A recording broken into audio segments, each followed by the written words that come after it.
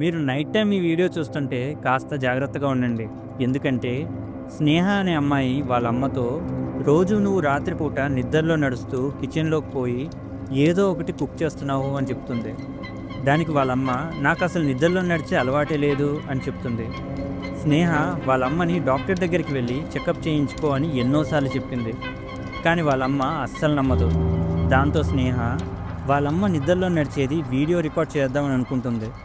ఆ రోజు రాత్రి వాళ్ళమ్మ పూర్తిగా నిద్రలోకి జారుకుంది. స్నేహ కూడా వీడియో తీయడం మొదలుపెట్టింది. స్నేహ వాళ్ళమ్మ సడన్గా నిద్ర నుంచి లేచి వంటగదిలోకి వెళ్ళి ఏదో వండుతూ ఉంది. అప్పుడు స్నేహ అమ్మ నిద్రలే నిద్రలే అని అరుస్తుంది. సడన్గా వాళ్ళమ్మ స్నేహ వైపు తిరిగి నోరు ముయ్యి అని భయంకరంగా అరిచి కూరగాయలు కట్ చేస్తున్న చాకును తీసుకొని స్నేహాని పొడిచి చంపేస్తుంది.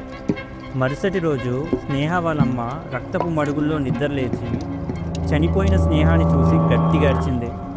పోలీసులు స్నేహ వాళ్ళ అమ్మని చంపింది అని కన్ఫర్మ్ చేసుకొని స్నేహ వాళ్ళ అమ్మని ఒక మెంటల్ హాస్పిటల్లో పెట్టారు. ఫ్రెండ్, మీరేమనుకుంటున్నారు? స్నేహ వాళ్ళ అమ్మని నిద్రలోనే స్నేహాన్ని చంపిందా, లేదా తనలో ఏదైనా దెయ్యం ఉందా?